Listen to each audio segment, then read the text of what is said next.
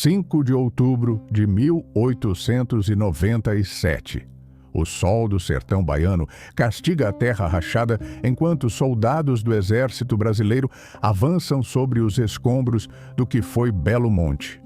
O cheiro de pólvora se mistura ao odor de corpos em decomposição. Onde antes havia 25 mil pessoas vivendo em casas de taipa, agora só resta silêncio e destruição.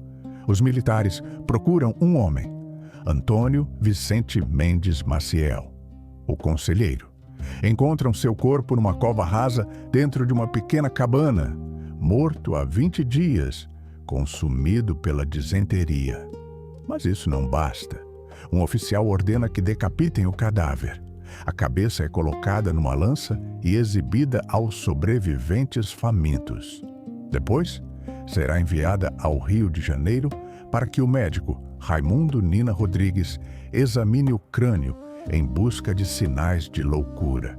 A ciência da época precisava provar que aquele homem era um degenerado, porque a alternativa era admitir que a República massacrou milhares de brasileiros por medo. Medo de camponeses descalços armados com facões e fé. A história de Canudos não começou com tiros, começou com seca, fome e abandono. O sertão nordestino do final do século XIX era uma terra onde o Estado brasileiro simplesmente não existia. Não havia escolas, hospitais ou qualquer presença do poder público além dos coletores de impostos.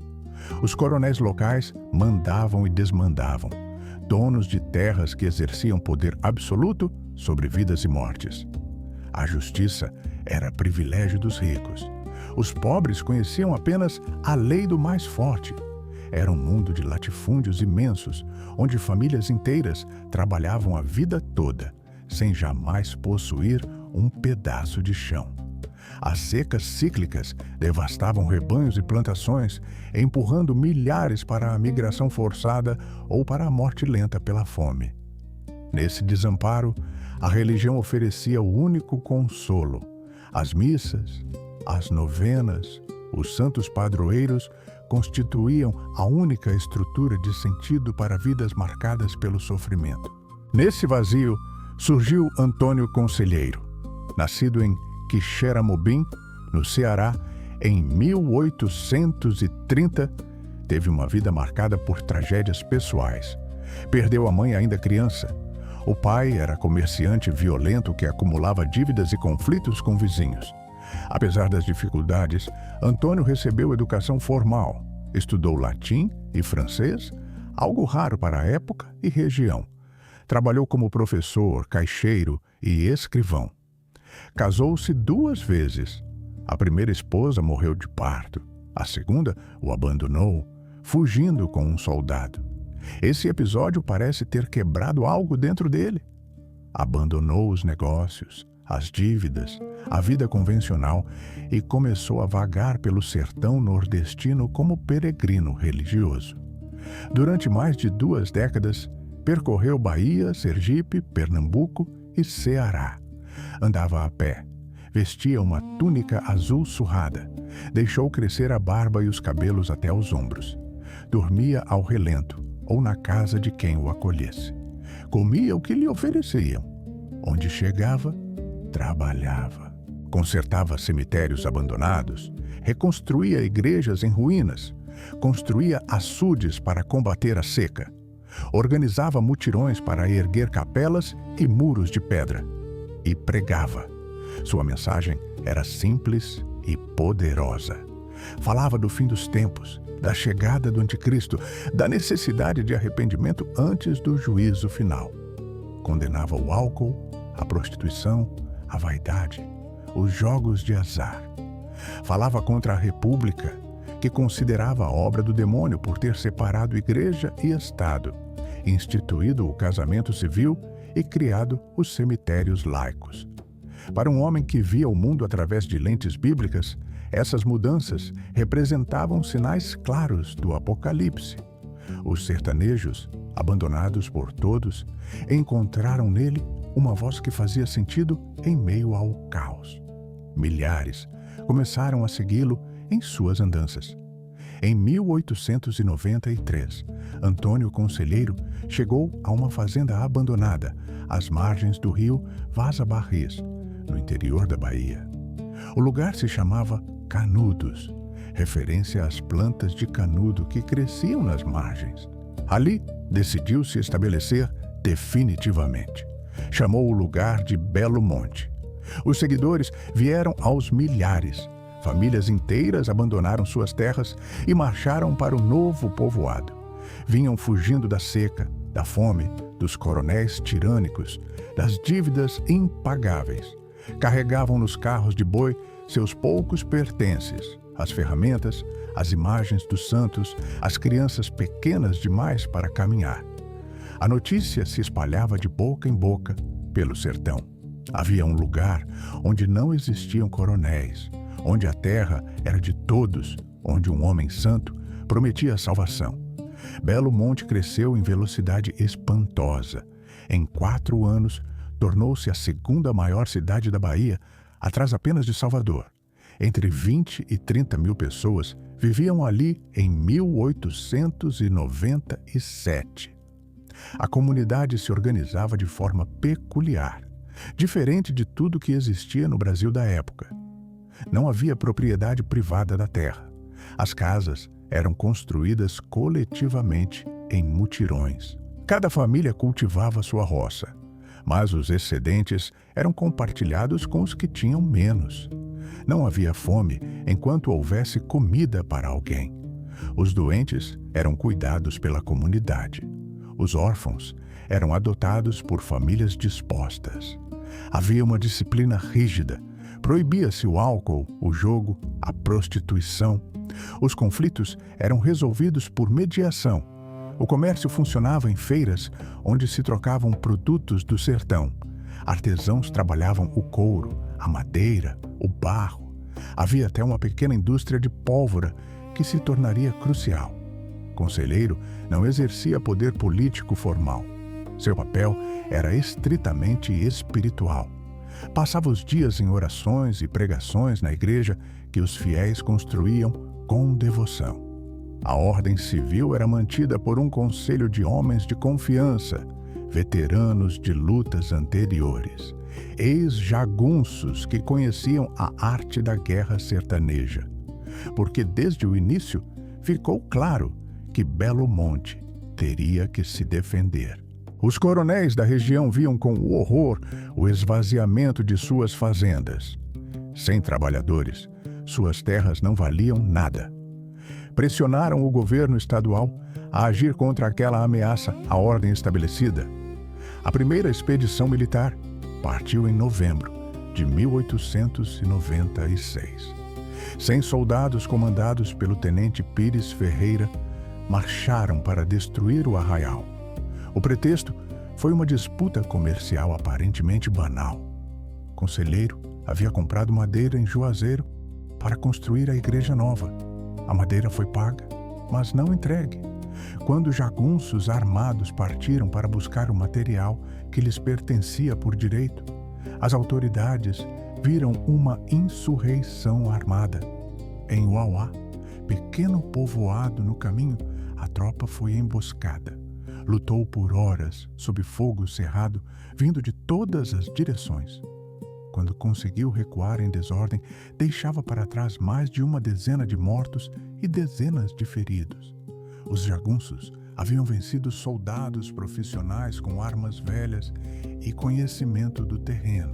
A segunda expedição veio em janeiro de 1897. 550 homens, comandados pelo major Febrônio de Brito, com 2 canhões Krupp de fabricação alemã, o que havia de mais moderno em artilharia. A coluna avançou pelo sertão hostil, enfrentando o calor, a sede, os caminhos precários. Quando chegou aos arredores de Canudos, a artilharia disparou sobre o arraial repetidamente, erguendo nuvens de poeira e destruição. Mas os jagunços não fugiram como esperado. Contornaram as posições por caminhos secretos que só eles conheciam. Atacaram pelos flancos em ondas sucessivas, cortaram as linhas de suprimento. O combate durou dias de tiros, cargas e contra-ataques.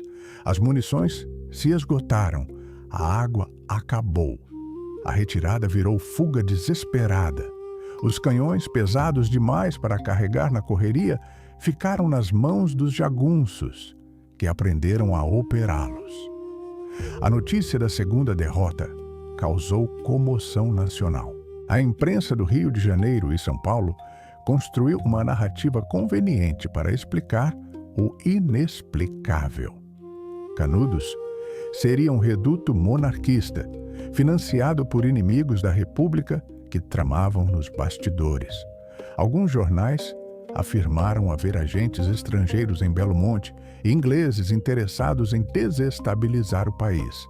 Nenhuma acusação tinha o menor fundamento factual. Mas a jovem república, proclamada apenas 8 anos antes e ainda insegura de sua legitimidade, não podia admitir que camponeses miseráveis e analfabetos derrotavam seu exército moderno. Precisava de uma conspiração para justificar a mobilização total. A terceira expedição foi a maior operação militar já organizada no Brasil até então. 1.300 soldados de elite, comandados pelo coronel Antônio Moreira César, herói das guerras federalistas do Sul, conhecido pela ferocidade e pela epilepsia que às vezes o acometia em momentos críticos. A tropa levava 4 canhões, 2 metralhadoras Nordenfeldt e centenas de milhares de cartuchos. Moreira César desprezava os jagunços, considerava-os bando de fanáticos incapazes de resistir a um ataque determinado. Ordenou o avanço imediato sobre Canudos, sem reconhecimento adequado do terreno, sem consolidar posições de retaguarda. Era 2 de março de 1897. Os jagunços estavam preparados. Haviam cavado trincheiras, posicionado atiradores nas elevações, preparado armadilhas. No primeiro dia de combate, o coronel foi atingido por uma bala no abdômen enquanto comandava pessoalmente o avanço. Morreu horas depois em agonia. O comando passou ao coronel Tamarindo, que também foi morto no dia seguinte por um tiro certeiro. A tropa, sem liderança, entrou em pânico. A retirada virou debandada. O exército perdeu canhões, metralhadoras e milhares de rifles modernos que reequiparam os defensores de Belo Monte. A morte de Moreira César transformou Canudos em questão de honra nacional. O presidente Prudente de Moraes sofria pressão imensa dos militares, da imprensa, da opinião pública urbana que exigia vingança. Uma quarta e definitiva expedição foi organizada com recursos extraordinários. Quase 10.000 soldados mobilizados de todas as províncias do Brasil, o maior exército já reunido na história do país. Artilharia pesada, incluindo canhões Whitworth de longo alcance, batalhões de elite, engenheiros para abrir estradas e pontes, médicos e enfermeiros para os feridos, que seriam muitos. O comando foi entregue ao general Arthur Oscar de Andrade Guimarães, oficial experiente que não cometeria os erros dos antecessores. O cerco começou em junho de 1897 e duraria meses terríveis. As tropas avançaram lentamente, consolidando cada posição antes de seguir adiante. Estabeleceram linhas de suprimento protegidas. A artilharia bombardeava Canudos diariamente com centenas de projéteis que transformavam as casas de taipa em escombros fumegantes. As casas desabavam sobre seus moradores, incêndios se espalhavam pelos telhados de palha, mas os jagunços não se rendiam. Cada casa destruída virava trincheira improvisada. Cada ruína se transformava em posição de combate. Os tiradores sertanejos, que conheciam cada pedra daquele terreno, causavam baixas constantes nas fileiras inimigas. Os combates aconteciam corpo a corpo, a baioneta e facão, com ferocidade que horrorizava os correspondentes de guerra. Dentro de Canudos, a situação se deteriorava a cada dia que passava. As rotas de abastecimento foram cortadas pelo cerco. A comida acabou primeiro para as crianças e os doentes. Sacrificaram os animais que restavam, depois os cavalos, depois comeram ratos, cactos, raízes amargas que mal sustentavam a vida. A água estava contaminada por cadáveres que não podiam ser enterrados sob o bombardeio constante. A disenteria se espalhou como praga, matando mais que as balas. As crianças morriam primeiro, depois os velhos, depois qualquer um. Os corpos se acumulavam nas ruas estreitas, nas casas destruídas, nos cantos onde caíam. O fedor era insuportável. Mesmo assim, a resistência continuava. Os defensores acreditavam estar lutando pelo próprio Deus contra as forças do demônio republicano. Antônio Conselheiro morreu em 22 de setembro de 1897, consumido pela disenteria que devastava Belo Monte. Tinha 67 anos. Seus seguidores mais próximos guardaram segredo absoluto sobre a morte para não abalar o moral dos que ainda lutavam. O corpo foi enterrado discretamente dentro da cidadela em ruínas. A luta continuou por mais 2 semanas, sem que a maioria soubesse que o profeta já estava morto.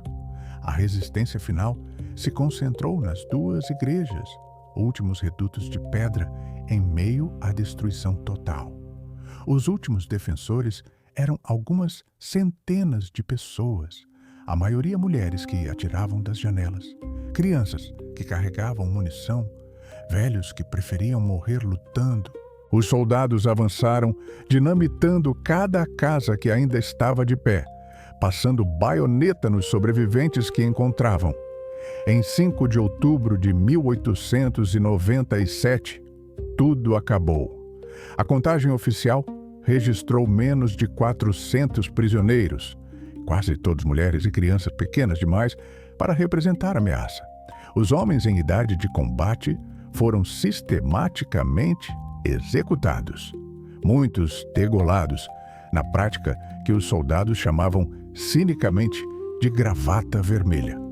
Não houve julgamentos, não houve prisioneiros de guerra, não houve misericórdia. As estimativas sobre o número total de mortos variam enormemente, mas historiadores sérios calculam entre 15 e 20 mil pessoas, talvez mais. É impossível saber com certeza porque os corpos nunca foram contados. O arraial foi destruído por ordem expressa das autoridades militares. As casas dinamitadas uma por uma, as igrejas derrubadas até os alicerces, até as árvores cortadas para que nada restasse de pé. O exército queria apagar Canudos do mapa e da memória. A cabeça de Conselheiro foi exumada, exibida em Salvador para curiosos e depois enviada ao Rio de Janeiro em vidro com formol. O médico Nina Rodrigues, adepto das teorias raciais da época, a examinou minuciosamente buscando sinais de degeneração física que explicassem a loucura. Nada encontrou de anormal.